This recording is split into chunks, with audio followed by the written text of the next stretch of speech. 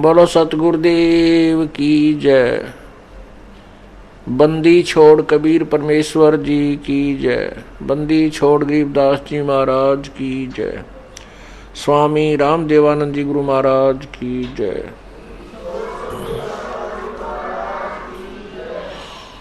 सर्व संतों की जय, सर्व भक्तों की जय, धर्मी पुरुषों की जय। श्री काशी धाम की जय, श्री छुडानी धाम की जय, श्री करोथा धाम की जय, श्री बरवाला धाम की जय। सत साहिब ग्रीव नमो नमो सतपुरुष को नमस्कार। गुरु की नहीं सुर नर मुनि जन साधुआं संतों सर्वस्दी नहीं।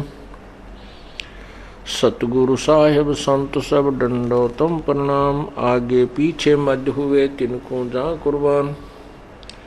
नराकार निर्विषम काल जाल वैवंजनम निर्लेपम निज निर्गुणम। अकल अनुबेशुंधुनम सोहम सुरति समाप्तम सकल समाना नीरतल। उज्ज्वल हिरंबर हरदमम बेपरवाह था है वार पार नहीं मध्यतम। ग्रीव जो सुमरै सिद्ध होई गणनायक गलताना। करो अनुग्रह सोई पारस पद परवाना। आदि गणेश मनाऊं गणनायक देवन देवा। चरण कमल लो लाऊं आदंत करूं सेवा। परम शक्ति संगीतम रिद्धि सिद्धिदाता सोई। अवगत गुण अतीतम सत्पुरुष निर्मोही। जगदम्बा जगदीशम मंगल रूप मुरारी। तन मन अर्पों शीसम भक्ति मुक्ति भंडारी। सुर नर मुनि जन ध्यान ब्रह्मा विष्णु महेशा। शेष शेष मुख गावे पूजय आदि गणेशा। इंद्र कुबेर सरीखा वरुण धर्म रह जावे। समर्थ जीवन जी का मन इच्छा फल पावे। 33 कोट अधारा धावे शेष 88। उतरे बहु जल पारा कट है यम की फांसी। 33 कोटि अधारा जावे से 88। उतरे बहु जल पारा कट है यम की फांसी। सत साहिब कर जोरूं विनती करूं। धरूं चरण पर शीस। गुरु राम देवानंद जी महाराज ने दियो नाम बख्शीस। कोटि कोटि सिजदा करूं। कोटि कोटि प्रणाम। चरण कमल में राखियो मैं बंदी जाम गुलाम। जय इब कै सतगुरु मिले।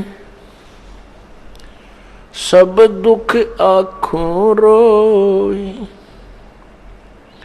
चरणों ऊपर शीश धरूं। कहूँ जो कहनी हो गुरु जी तुम ना भूलियो। चाहे लाख लोग मिल जाएं हमसे तुमको बहुत है। तुमसे हमको नाई। तुम्हारे विसारी क्या बने। किसकी शरण में जाऊं। शिव विरंच मुनि नारदा। तिनके अर्ध न समाऊं। अब गुण किए तो बहुत किए। करत न मानी हार। बावे बंदा बख्श दियो। बावे गिरदन उतारे। अवगुण मेरे बाप जी, बख्शो गरीब नवाज। जो मैं पूत कपूत हूँ, बोर पिता को लाजे। मैं अपराधी जन्म का, नक्शक भरे विकारे। तुम दाता दुख भंजना, मेरी करो संभार।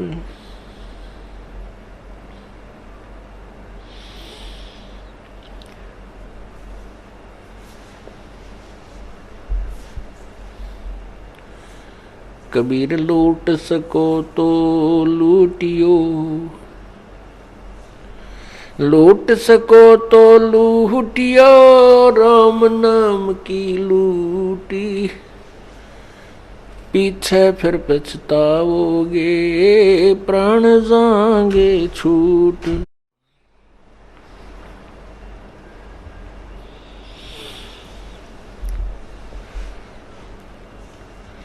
बंदे तू कर बंदगी, जय चावे दीदार। अवसर मानुष जन्म का, भाई मिले न बारंबार। मानुष जन्म पाए कर, जो नहीं रटे हरि नाम। जैसे कुआ जल बिना, भाई बनवाया क्या काम।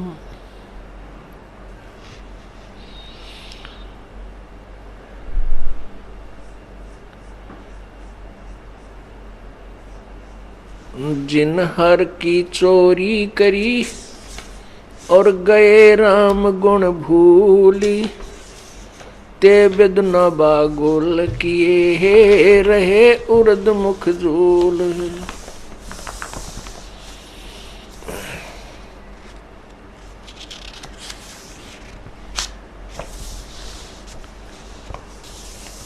कबीर नौबत आपनी, 10 दिन लो बजाए। ये परपटन ये गली, भाई बोर न देखो आए।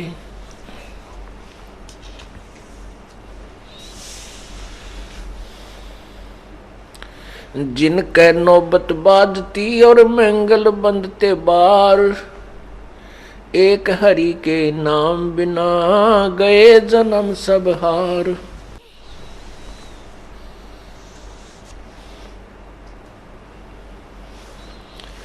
सातों शब्द जो बाजते, और घर घर होते राग।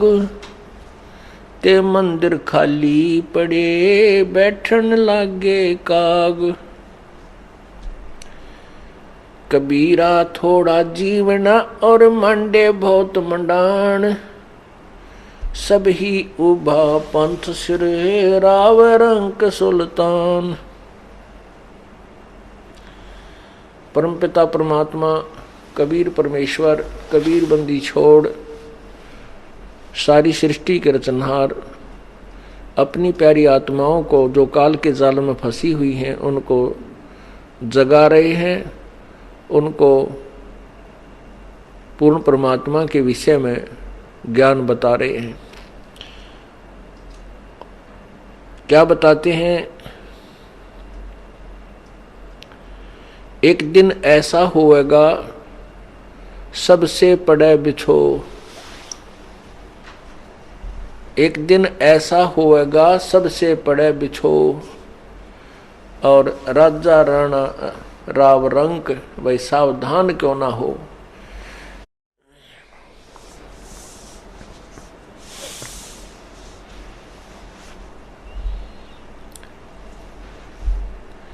मात पिता तेरा कुटुंब कबीला, यो कोई दिन का मेला रे। और यहीं मिलाया यहीं बिछुड़ जा, तू जागा हंस अकेला रे। परमात्मा कहते हैं कि तू काल के जाल में फंस के इतना अनजान हो गया कि तेरा जहाँ जन्म हो जाता है, चाहे किसी योनि में, पशु में, पक्षी में, मनुष्य में, गधे में, कुत्ते के में, आप उसी में सेट हो जाते हो। वहीं भाई बहन और रिश्तेदार, माता पिता, वहीं के जो अपने मित्रों में इतने लीन हो जाते हो, आप भूल जाते हो मरने को, आप भूल जाते हो उस दिन को जिस दिन तुमने यहाँ से इनसे बिछुड़ना है। और बिछुड़ कर फिर कहाँ जाओगे, क्या होगा, इस अध्याय को आपने कति यो चैप्टर बंद कर रखा है। उस चैप्टर को खोलने के लिए, याद दिलाने के लिए परमात्मा स्वयं आते हैं या अपने कोई दास को भेजते हैं, ताकि अनजान आत्माएं अपने आप को पहचाने, तुम कौन हो, कहाँ से आए थे, कहाँ जाना है और यहाँ क्या कर रहे हो। जरा उनकी तरफ ध्यान दो जिन्होंने अपना सारा जीवन संतान की जो सेवा में, संतान की परवरिश में और महल और कोठी बनाने में समाप्त कर दिया। और एक दिन मृत्यु आई, उठाकर जंगल में उनका अंतिम संस्कार कर दिया। जिन कोठियों को बनाने में उसने सारा जीवन लगा दिया, जिस बैंक बैलेंस को बनाने के लिए उसने दिन रात देखा ना रात देखी, उसके साथ कुछ नहीं गया।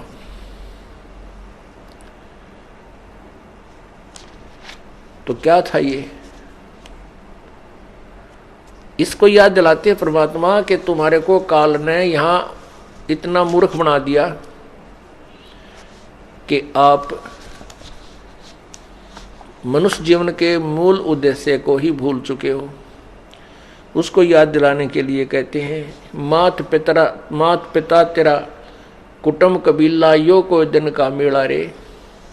ये कुछ दिन का मेला है और यहीं मिलाया यहीं बिछुड़ जाएगा और जागा हंस अकेला रे।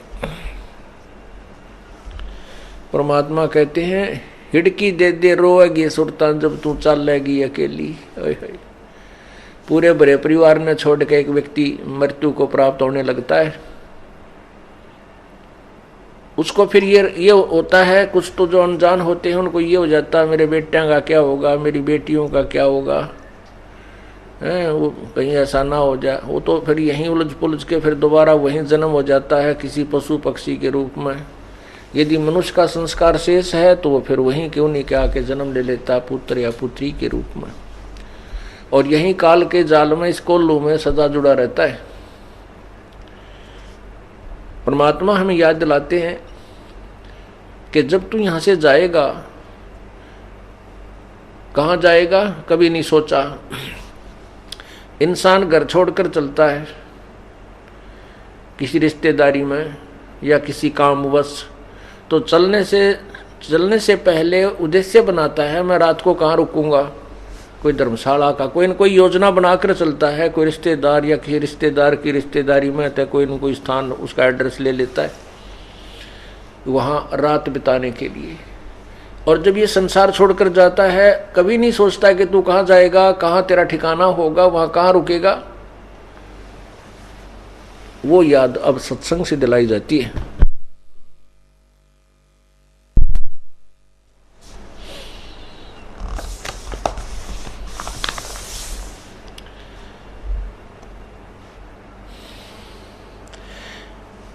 एक दिन ऐसा होएगा सबसे पड़े बिछो माने सबसे बिछुड़ जाएगा।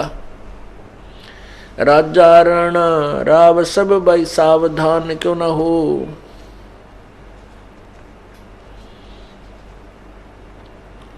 उज्जड़ खेड़े ठीकरी ये गड़गड़ गए कुमारे, रावण सरीखे चले गए वो लंका के सरदार। रावण कहते हैं सर्व सौम्य की लंका होती रावण से रणधीरम, एक पलक में राज विराजी व जम के पड़े जंजीरम। हमारे पास तो किलो तो बहुत घना हो जाता है, 20, 30, 100, 200 ग्राम सोना हो गया तो काक पीटते फिरते हैं। अब बहुत घना धन हो गया हमारे पास, इतना सोना है, और किलो हो जाता कहना है कि रावण के पास इतना सोना था कि उसने सोने के महल बना रखे थे।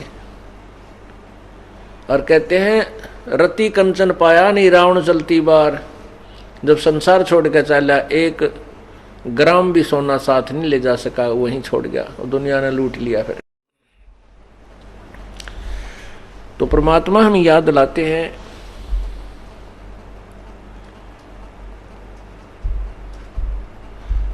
ये बड़े बड़े महल बना रखे हैं और फिर ये उज्जड़ हुए पड़े हुए खेड़े बोल रहे हैं, जिनको खेड़े कहते हैं।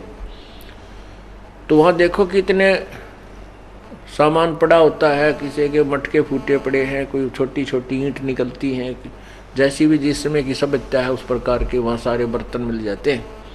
परमात्मा कहते हैं उज्जड़ खेड़े ठीकरी, ये ठेकरी गड़गड़ गए कुमार, रावण सरीखे चले गए वो लंका के सरदार।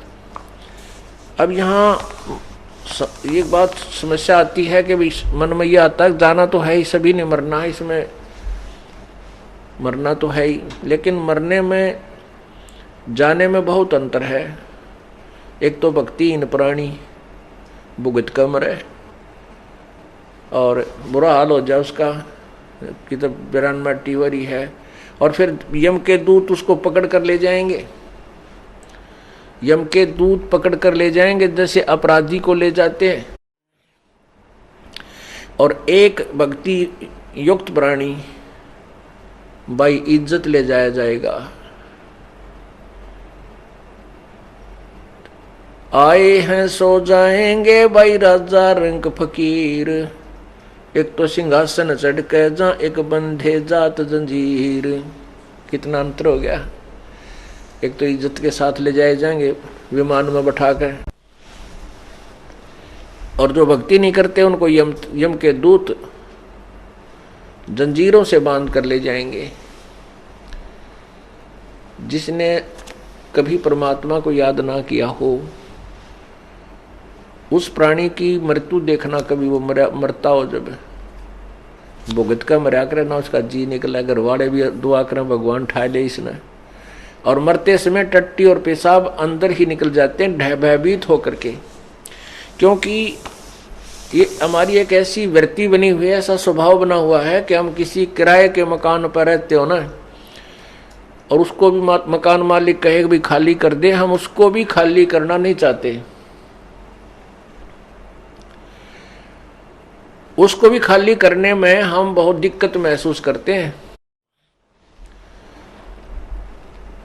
और अपने मकान से कोई कहे खाली कर दे तो मतलब है कौन ही। लेकिन अपना मकान है ही नहीं, वो मकान फिर खाली करना होगा क्योंकि मृत्यु होगी।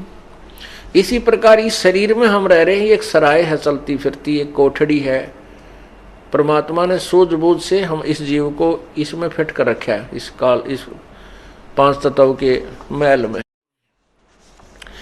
अब इसका समय पूरा हो जाता है, जितने समय का इसने किराया दे रखा है शरीर का, तब तक परमात्मा ने ये महल इसको दे रखा है जीव को। और जब इसका समय आ जाएगा तो इसको छोड़ देना चाहिए, समझदार व्यक्ति होता है। लेकिन जिसको ज्ञान नहीं, जो स्वार्थी और लोभी रहा सारी उम्र, तो वो इस शरीर को छोड़ना नहीं चाहता। मेरा शरीर है, मेरा शरीर है। तो यम के दूत फिर अंदर से उसको बुरी तरह पीट के और उसको भयभीत करके, बुरी बुरी आकृतियां दिखाकर, बाले दिखाकर उसको भयभीत करते हैं। फिर वो डरता, टट्टी पेशाब निकल जाता भयभीत होकर के, और वो फिर भागने की चेष्टा करता है शरीर छोड़ के। वैसे राजी खुशी नहीं छोड़ता। जो भक्त होते हैं, संत होते हैं, वो प्रभु की भक्ति के कारण इस शरीर को आसानी से त्याग देते हैं। और जिन्होंने भक्ति नहीं कर रखी वो इस शरीर से निकल भी नहीं सकते, उनको मार पीट कर निकाला जाता है। दोनों ही बातें हैं। वो छोड़ना भी नहीं चाहता और उससे निकला भी नहीं जाता। तो यम के दूत उसको मार कूट के बाहर खींच कर निकालते हैं, उसका गर्दन बंद कर देते हैं, जुबान बंद कर देते हैं। और भक्ति युक्त प्राणी अपने आप, परमात्मा का आदेश होगा, अपने आप शरीर से बाहर हो जाएगा, कोई परेशानी नहीं होगी। और फिर सामने प्रभु खड़े दिखाई देंगे उसको गुरुदेव के रूप में, और उसको ऐसा लगेगा जैसे कोई सपना हो गया हो। मृत्यु नहीं लगती उसको ऐसा होगा जैसे कहीं सौपन सा लगेगा। क्योंकि सौपन में सौपन नहीं लगता, वो ओरिजिनल नजर महसूस होता है। हम आपको इसलिए बता रहे हैं कि आपको जब वहां जाओगे तो ऐसा लगेगा जैसे सौपन में होता है। तो इस प्रकार हम अपने भगवान के पास चले जाएंगे और भक्ति का फल हमें मिलेगा।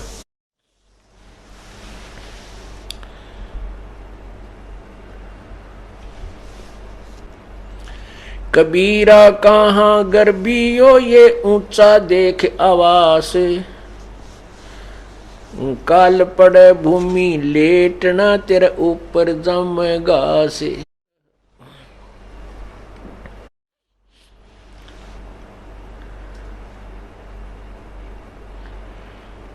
परमात्मा कहते हैं कि हे प्राणी, तू इस ऊंचे ऊंचे बड़ी बड़ी कोठियों को देखकर कहां फूला फिरता है? तेरी मृत्यु के उपरांत तुझे जंगल में ले जाकर के सवा कर दिया जाएगा, फूक दिया जाएगा, और तेरी उस राख के ऊपर, तेरे शरीर की राख के ऊपर घास जमेगा, और फिर उसके ऊपर के डांगर अंडा करेंगे, पशु फिरा करेंगे तेरे शरीर के ऊपर के।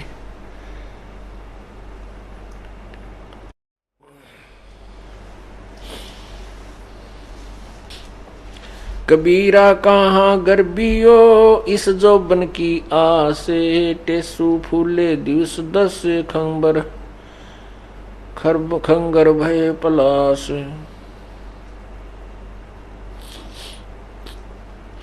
कबीरा कहाँ गर्बियो ये देही देख सुरंगे, बिछड़बो मिलसी नहीं जो कैचुली भोजंगे।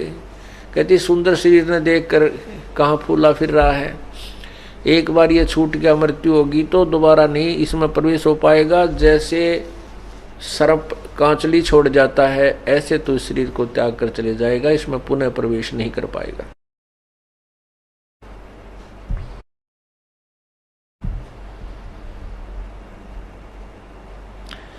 कबीरा कहाँ गर्बियो ये काल गह करके से, न जाने का मारेगा के घर के परदेश से। परमात्मा कहते हैं या तो भक्ति कर ले, परमात्मा मेरी शरण में आ जा, नहीं तो यू काल तेरी ब्रांड में टिक करके मारेगा। ना मेरा कितना एक्सीडेंट में दूसरे देश में यानी अपने घर से बाहर, और ना मेरा कितना घर में हार्ट अटैक हो जाएगा और बीमारी हो जाए। ये तेरी दुर्गति रखता है, इसलिए प्रभु कहते हैं हमारी शरण में आ जा। कबीरा ये ऐसा संसार है जैसा संबल फूले, दिन दस के व्यवहार को झूठे रंग न भूले। पाकी खेती देख करे गरबे कहा किसान, अब हो अज हो झोला बहुत है घर आले तब जान। परमात्मा हमें हर तरह से सतर्क करते हैं, कहते हैं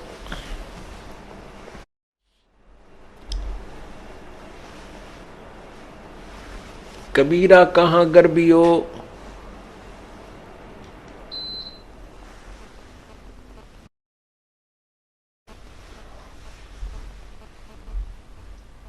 कबीर ऐसा ये संसार है जैसा संबल फूल।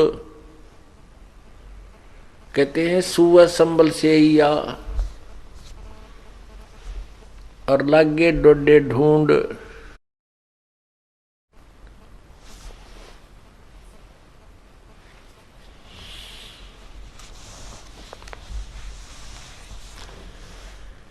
जिस अपने परिवार को,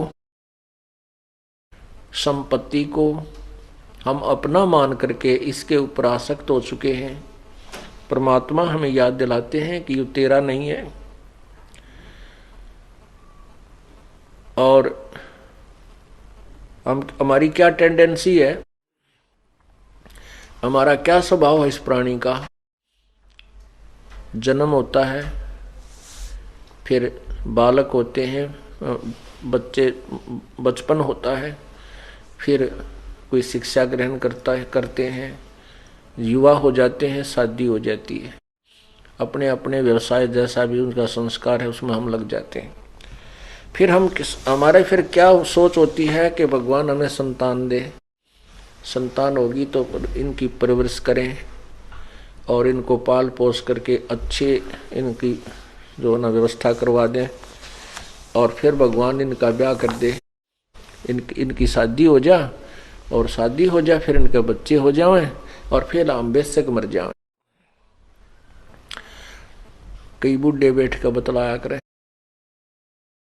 तो आपस में कहते थे, जब हम छोटे छोटे सुना करते, अब याद आती हैं, क्योंकि अब तो उस अक्षेत्र के उस विचारों के व्यक्ति हमारे पास बैठते ही नहीं, हमारे पास तो भगता हुए हैं और जो भगवान को चाहने वाले। लेकिन इस मार्ग पर लगने से पहले जिस समाज में हम रहते थे वो क्या बतलाया करते, वो कहा करते, दो लड़के हैं भाई, दो लड़की हैं, परमात्मा ने उनका मौज कर दी, सबका बेटा बेटी है और हमारा जीवन सफल हो गया।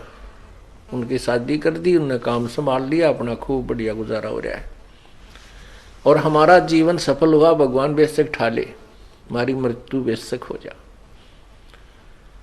तो यहां परमात्मा कहते हैं कि जीवन सफल कहाँ हुआ, ये तो तेरा जीवन असफल हो गया, क्योंकि मनुष्य जीवन का जो मूल काम था उसका तुझे ज्ञान नहीं, और जो वो करना चाहिए था तूने, जो करना था वो तूने किया नहीं। जो तूने किया वो तेरा पूर्व निर्धारित था, जो तुझे प्राप्त हुआ। जैसे हम चाहते हैं शादी होते ही एक ऐसी वृत्ति बनी हुई है समाज की इस काल प्रेरणा से कि सबसे पहले हम लड़का होने की उम्मीद करते हैं कि जब शादी हो जाए तो हम ये सोचते हैं परमात्मा एक लड़का हो, पर पहला ही, फिर चाहे बेशक बेटी हो जा। वैसे तो अब तो बुद्धिमान समाज हो गया है, बेटी और बेटी में कोई अंतर नहीं होना चाहिए। ये तो काल का जाल है हमें परेशान करने के लिए और अननेसेसरी जो हरासमेंट करने के लिए। लड़के के लिए उम्मीद की थी लेकिन लड़की होगी, फिर ये सोचते हैं परमात्मा दूसरा तो लड़का हो ही हो, दूसरी भी लड़की होगी। फिर अर्ज करते हैं परमात्मा, अब कहता है एक लड़का होना है, तीसरी भी लड़की होगी, चौथी भी लड़की होगी। तो कहने का भाव ये है, ना तो हमारा चाहा हुआ और ना हमारा किया हुआ, केवल वही हुआ जो हमारे भाग में लिखा था, वही हमें मिला, वही बेटे मिले, उतनी बेटी मिली, उतनी संपत्ति मिलेगी और उतनी ही मिली। हमारा किया तो कुछ हुआ नहीं, ये तो आपका पिछले जन्म का संस्कार पर जो है ना फलीभूत हुआ है। अब तूने इस जन्म में जो करना चाहिए था, जो तुझे अगले जन्म में मिला, वो शुरुआत भी ना की और फिर कहता है मेरा जीवन सफल हो गया। तूने तो जीवन बर्बाद कर दिया, असफल कर दिया। नालायक जो करना था वो छेड़ा भी को नहीं, शुरुआत भी नहीं की उसकी।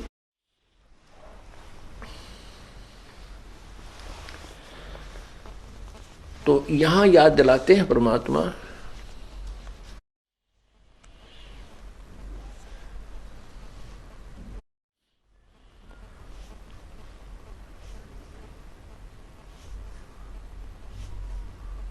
जैसे एक संभल का वृक्ष होता है, संभल, उस संभल के वृक्ष के फल बहुत ही अच्छे होते हैं, फूल भी बढ़िया होते हैं। देखने में तो वो फल इतने अच्छे होते हैं कि बहुत ही स्वादिष्ट होंगे, इनमें बहुत खाद्य पदार्थ पाओगा। उसको जो फोड़ के देखे तो उसमें कपास होती है, रुई होती है, जैसे आंख के डोडा में होती है।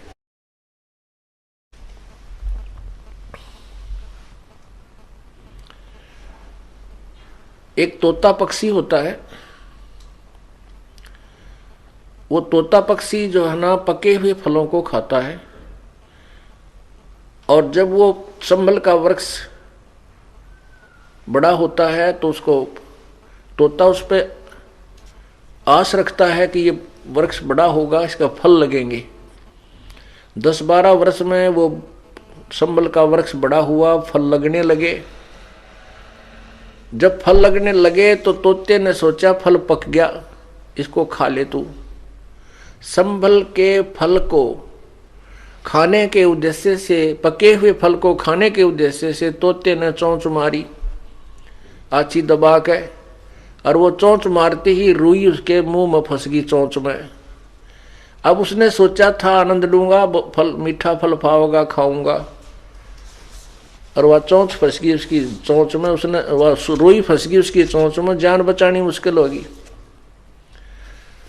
अब हमें क्या बताते हैं परमात्मा कि जिस परिवार की पोषण में, इस परिवार रूपी तूने जो पेड़ लाया है, इसके आस में ये सोचता है ये बुजुर्ग, ये व्यक्ति कि बुढ़ापे में मनमौज हो जाएगी, बच्चा ने पाल पोष दूंगा, इनकी ब्याह शादी कर दूंगा, और फिर मेरे आराम से ठाठते रहूंगा।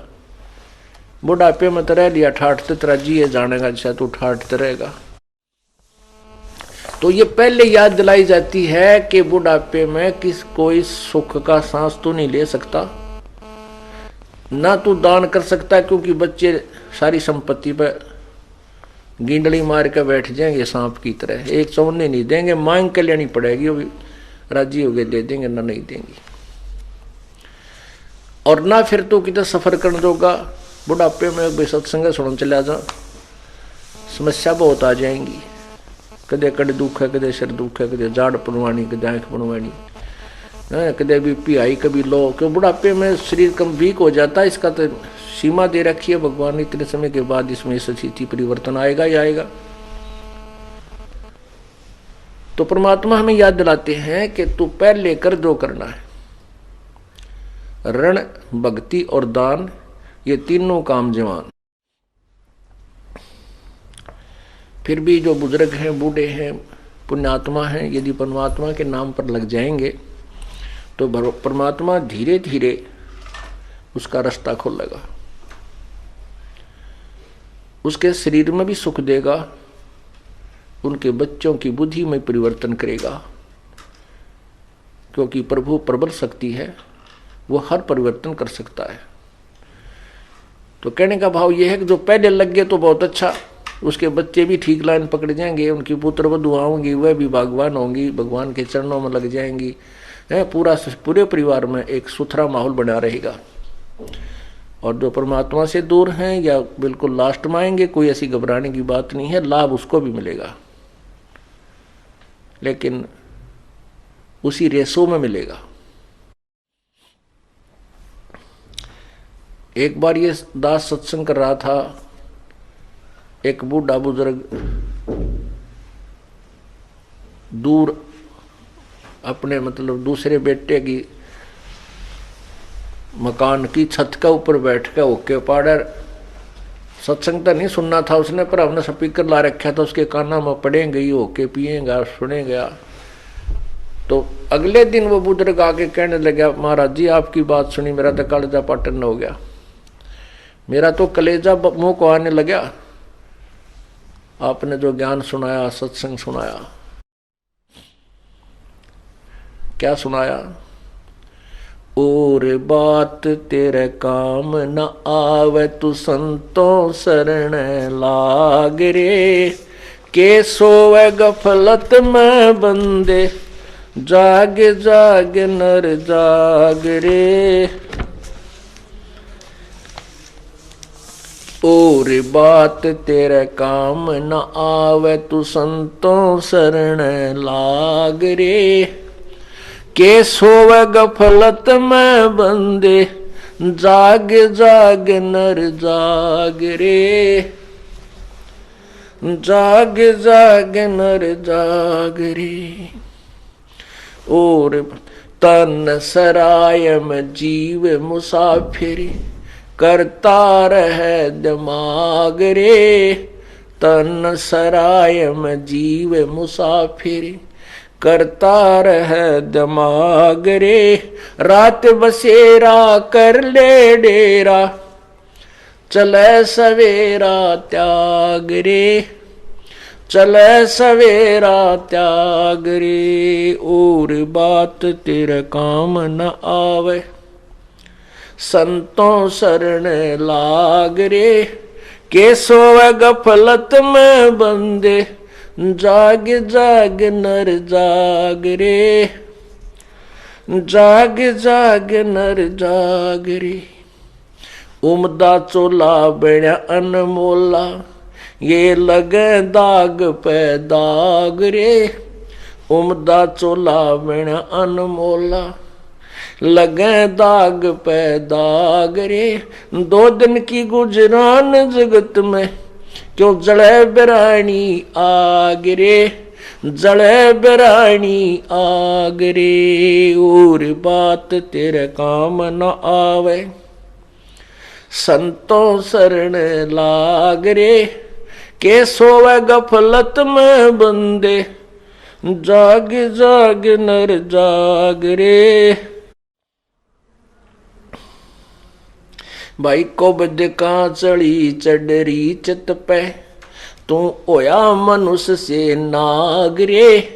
को बद का चढ़ी चढ़ रही चित पे, तू होया मनुष्य से नाग रे। सूझे नहीं सजन सुख सागर, बिना प्रेम बैराग रे, बिना प्रेम बैराग रे। और बात तेरे काम न आवे, संतों शरण लाग रे, के सोवे गफलत में बंदे, जाग जाग नर जाग रे, जाग जाग नर जाग रे। अर सुमर सो हंस कवावे, ये कामी क्रोधी काग रे। अर सुमर सो हंस कवावे, कामी क्रोधी काग रे। भौरा न भर में विष के बन में, चल बेगमपुर बाग रे, चल बेगमपुर बाग रे। और बात तेरे काम न आवे, संतों शरण लाग रे, के सोवे गफलत में बंदे, जाग जाग नर जाग रे, जाग जाग नर जाग रे।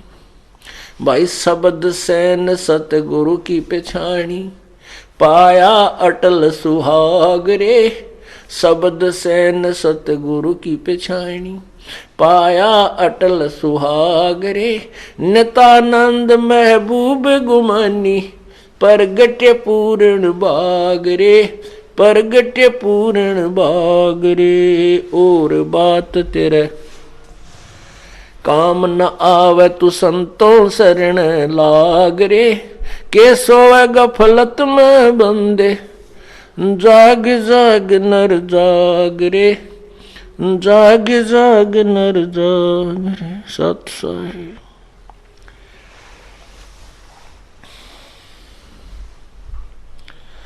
और बात तेरे काम न आवे, संतों शरण लाग रे, के सोवे गफलत में बंदे, तू जाग जाग नर जाग रे।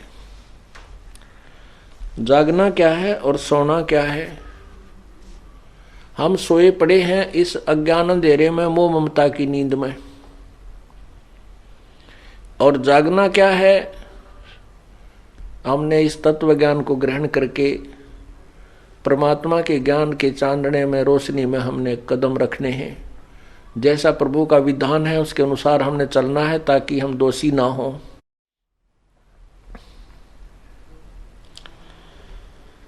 क्या बताते हैं कि तन सरा में जीव मुसाफिर, ये करता रहे दिमाग रे। अपनी अपनी सोच में हर इंसान सोचता रहता है, अपने अपने सतर की जो बुद्धि उसकी दी है भगवान। अब जैसे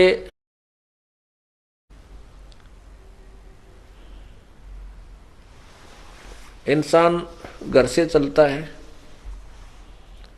पता नहीं कहाँ तक की उम्मीद ला रखी होती है, जाता है, फिर शाम को नाइट सर्विस से वापस आ जाता है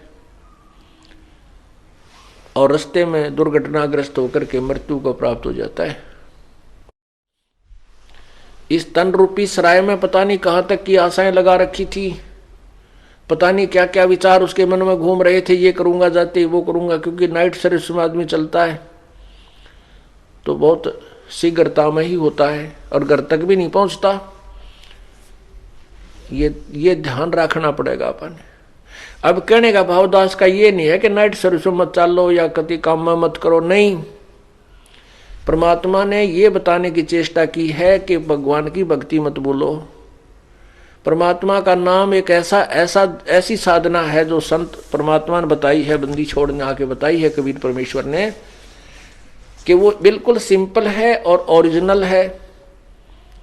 जैसे कोई हठ योग कर साधना करना चाहता है तो मजदूर कर सकता नहीं, किसान कर सकता नहीं, कोई दुकानदार कर सकता नहीं, सर्विसमैन कर सकता नहीं, तो हम भक्ति नहीं कर सकते अगर उस हठ योग वाले योगियों ने देखे जो जंगल में जाकर बैठ के आंख नीचे बैठे रहते। नहीं, परमात्मा ने एक ऐसी सिंपल साधना बताई जो सब सदग्रंथों में प्रमाण है कि नाम उठत नाम बैठत नाम सोत जागबे, नाम खाते नाम पीते नाम सेती लागबे। चलते फिरते उठते बैठते भगवान की भक्ति करनी है। जैसे आपके पास नाम है, भक्ति मिल गई आपको, ठीक है। आप सफर कर रहे हो, चाहे नाइट सर्विस करो चाहे किसी भी सर्विस में करो, जल्दी आओ तेज जाओ किसी तरह करो, वो नाम न जपते चले जाओ। जैसे आपको नाम मिल गया, भक्ति मतलब नकली नाम के जापते कोई लाभ नहीं है। अब जो प्रवचन चल रहे हैं वो ओरिजिनल मंत्र से, यथार्थ भक्ति से लाभ होगा। तो उस यथार्थ भक्ति को करने के लिए आप सफर में बैठे हो, बस में बैठ गए, आपने बरवाड़ा से चंडीगढ़ जाना है, 4 घंटे लग गए कम से कम।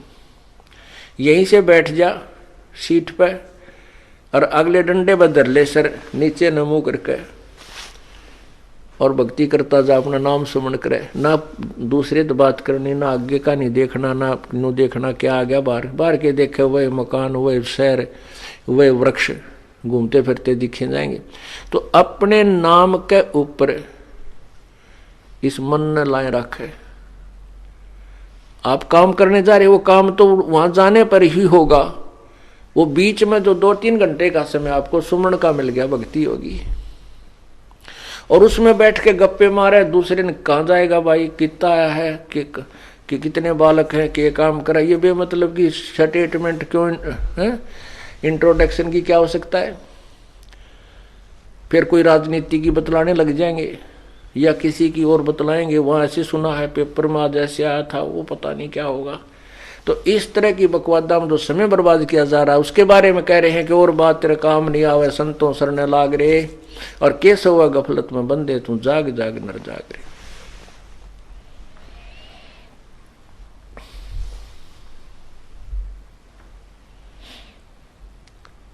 फिर कहते इस तन सरा में जीव मुसाफिर करता रहे दिमाग रे, रात बसेरा कर ले डेरा चले सुबेरा त्याग रे। यो जीवन आपकी एक रात्रि है और जब ये जीवन पूरा होगा स्वप्न टूटेगा आपका, एक स्वप्न है ये।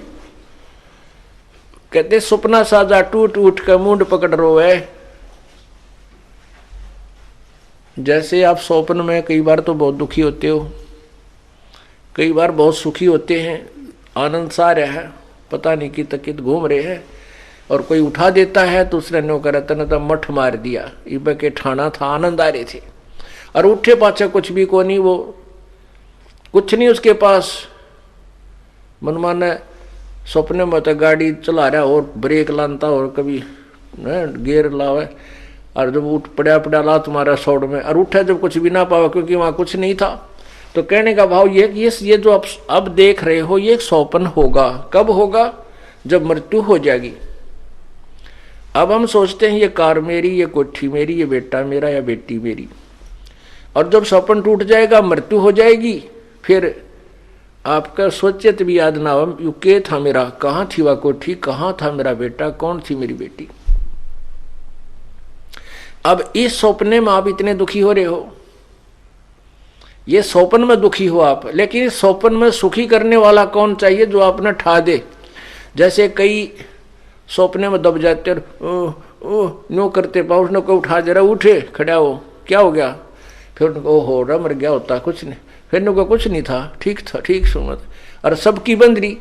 तो जो उस दुख में उठा दे उसको, तो वो दुख भूल गया, वो दुख नहीं हो रहा उसके ऊपर। ऐसे ही संत सत्संग के अंदर आप जिस दुख में दुखी हो रहे हो, सोपन में आपको जगा दिया जाएगा, फिर ये दुख आपको महसूस नहीं होगा, क्योंकि वो सोपन का था। तो ऐसे ही आपको राम नाम पर लगाया जाएगा, और राम नाम के रोशनी में आप जागते रहोगे, भगवान की भक्ति करते रहोगे, तो सपने में भी कष्ट आपको नहीं होगा।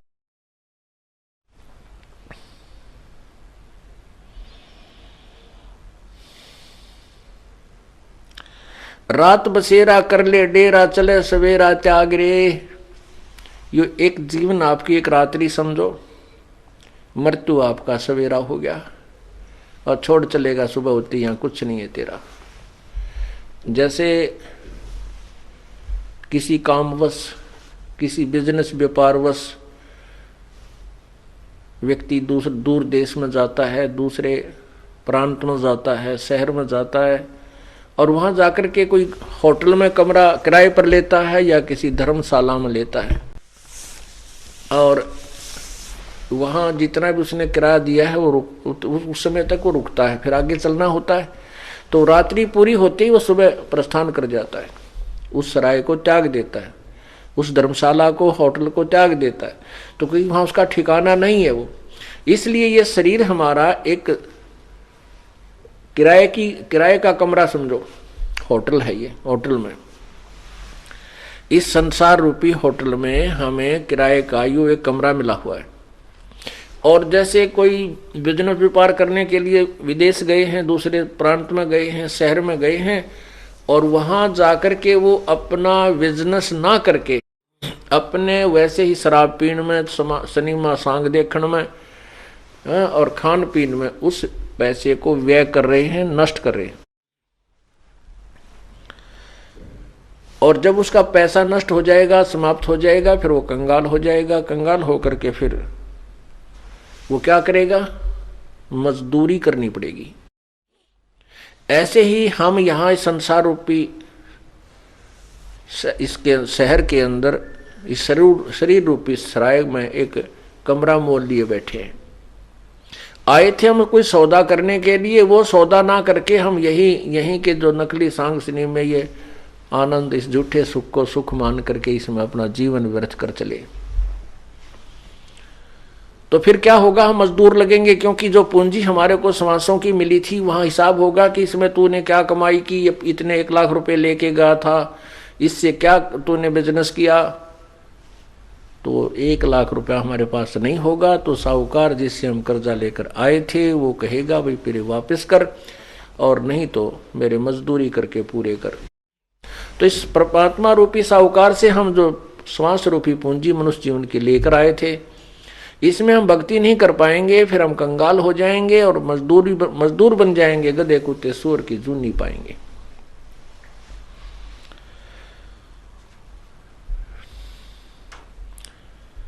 इसलिए बताया कि इस तन सरा में जीव मुसाफिर करता रहे दिमाग रे।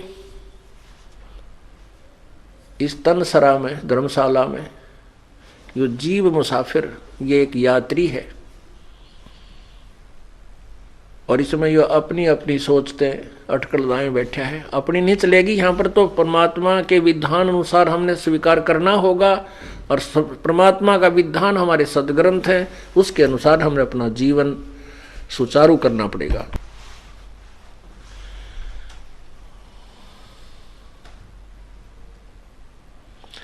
उमदा चोला बन्या अनमोला, ये लगे दाग पे दाग रे। उमदा चोला बन्या अनमोला, लगे दाग पे दाग रे। 2 दिन की गुजरान जगत में, क्यों जड़े बिरानी आग रे, जड़े बिरानी आग रे। ओहो, ये उमदा चोला बना अनमोला, इससे मनुष्य जीवन की कोई कीमत नहीं, बहुत ही अनमोल है। जैसे सतनाम के सुमरण की, सतनाम के एक श्वास के द्वारा विधिवत पूरे संत से मर्यादा में रहते हुए स्मरण करने की जो कीमत है, सतनाम पालड़े रंग होरी हो, भाई 14 लोक चढ़ावे राम रंग होरी हो। 3 लोक पासंग धरे रंग होरी हो, तो ना तुले तुलाया राम रंग होरी हो। एक श्वास का मंत्र है, 2 मंत्र का, जिसमें एक ओम मंत्र है, दूसरा तत्व वो सांकेतिक है, वो उसको बताया जाता है जो उपदेश लेता है इस दास से। और ये श्वास उस श्वास से इसका सिमरण होता है, उसको सतनाम कहते हैं। तो कहते हैं सतनाम पालड़े रंगोरी हो, तराजू यानी एक तुला, एक बैलेंस के एक पालड़े में, एक साइड में तो एक श्वास का मंत्र धर दे की कीमत रख दे सतनाम की, और दूसरे पलड़े में ये 14 लोक रख दे, और 3 लोक ये पृथ्वी स्वर्ग और पाताल इनको पासंग रख दे। पहले तो पासंग समझावा आपको किसे कहते हैं, क्योंकि इस ज्ञान को समझने के लिए हमने सारे ही इन संकेतों को समझना पड़ेगा। पहले तुला या तराजू हुआ करती ना ताखड़ी, इसमें एरर होती थी, त्रुटि। उस एरर को ठीक करने के लिए जो सामान हम तोल्या करते, जैसे किसी ने गुड़ तोलना है तो गुड़ की एक डली लेकर फोड़ के और उसको बैलेंस करने के लिए उस पलड़े में डाल दें ताकि ये सीधा हो जाए, इसमें कोई कमी ना रहे तोलने में। तो वो डली एक तरफ रख दी जाती, फिर वो तराजू ठीक हो जाती। तो जिस तरफ वो गुड़ की डला रखा है उसी साइड में बट्टे रखे जाते थे, उसी साइड में बट्टे रख करके बाट, और दूसरी साइड में फिर गद्दागद वो गुड़ तोला जाता था। अब क्या बताते हैं, इंसान एक हमारी कितनी वृत्ति खराब हो गई है क्योंकि ज्ञान बिना। पहले तो हम सोचा सरपंच बन जावा गांव का, हो क्या बात की, फूले नहीं समाओ ढोल बजाओ, हाँ, और नाचे कूदें।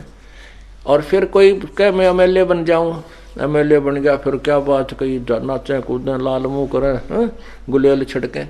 और फिर क्या मंत्री बन जाऊं, कहना है क्या, एक क्षेत्र का मुख्यमंत्री बन जाऊं, फिर तो बस धरती तोल दे। और राष्ट्र प्रधानमंत्री बन जा किसी राष्ट्र का तो कहना है क्या। परमात्मा कहते पूरी पृथ्वी का राजा और तीनों स्वर्ग का भी राजा, स्वर्गलोक, पृथ्वी का राजा पृथ्वी लोक में, और ये 3 लोक पाताल लोक में पाताल लोक का राजा। यानी तीनों लोक तो पासिंग घेर दे व्यर्थ में, वो तो सौदे में आता है नहीं, वो जो पासिंग होती है उसका तो कितना खाता ही नहीं है। और 14 लोक चढ़ावे राम रंगोरी हो। एक सिमरन की कितनी कीमत है, मनुष्य के एक श्वास की पूंजी आपको बताई जा रही है, कितनी वैल्यू है, कितनी कीमत है। क्या बताते हैं, सतनाम पालड़े रंग होरी हो, और दूसरे में 14 लोक चढ़ावे राम रंग होरी हो। 3 लोक पास्यंग धरे रंग होरी हो, तो ना तुले तुलाया राम रंग होरी हो। होरी माने खुशी मनाई जाती है। राम के रंग में जो होली खेलन लग गया, खुशी मना ली, क्योंकि भगवान के नाम बिना खुश जीव नहीं हो सकता। आज किसी का ब्याह हुआ है, 1 साल भीतर लड़का हो गया, फिर खुशी मनाई, पहले ब्याह की खुशी मनाई, फिर लड़का होने की मनाई, और खूब बधाई बांटी, और खूब जो है ना पार्टियां दी। और 1 साल बाद से लड़का मर गया, बता के खुशी हुई, टक्कर मारे सारा कुंबा, रोआ राट माच रही है। जो पहले खुशी की पार्टी खाने आए थे आज रोने आ रहे हैं उसको। तो परमात्मा हमें यही याद दिलाते हैं कि हम उस परमात्मा को भूलकर अपने ही रंग में रंगे हुए। तो कहने हैं हम राम नाम की होली वाले, जो राम नाम का जो रंग है इसमें होली खेलेंगे, भक्ति वाली के रंग में, और इसके रंग में होली खेलेंगे, फिर कोई आपत्ति नहीं आओगी हमारे ऊपर, आने ना दे परमात्मा। तो वो फिर असली होली है। फिर उसके लिए क्या बताते हैं कि उस राम नाम की होली में कितनी कीमत है, हमें कितना लाभ है। एक श्वास की कीमत कितनी है कि 14 लोग तो का सौदा करे, दूसरे पलड़े में धर दे, और एक श्वास की कीमत एक पलड़े में, तो भी श्वास की कीमत अधिक है। और ऐसी अनमोल पूंजी को तुम बर्बाद कर रहे हो। क्या बताते हैं, उमदा चोला बना अनमोल लाए लगे दाग पे दाग रे, 2 दिन की गुजरान जगत में क्यों जले बिरानी आग रे। कितना सुंदर शरीर आपको दिया है, और इसमें एक श्वास की कीमत कितनी है, और हमने कितने श्वास बर्बाद कर दिए।